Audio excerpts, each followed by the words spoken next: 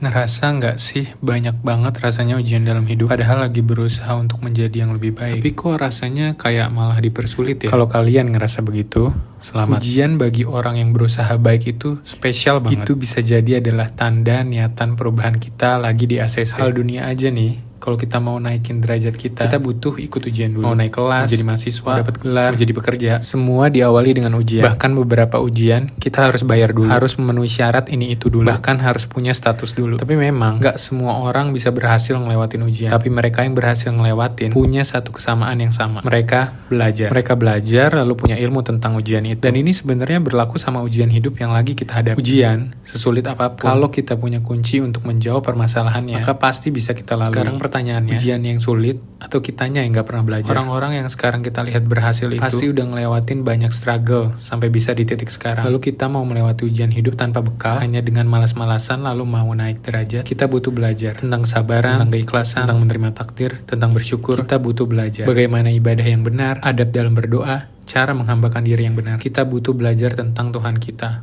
Allah. Buat kita yang masih mengeluh soal ujian dalam kehidupannya, kapan terakhir kali duduk belajar di kajian yang membahas firman Allah dan hadis Rasulullah Shallallahu Alaihi Wasallam, panduan kehidupan kita? Karena seringnya bukan ujiannya yang susah, kitanya aja yang agak bebal dan sotoy.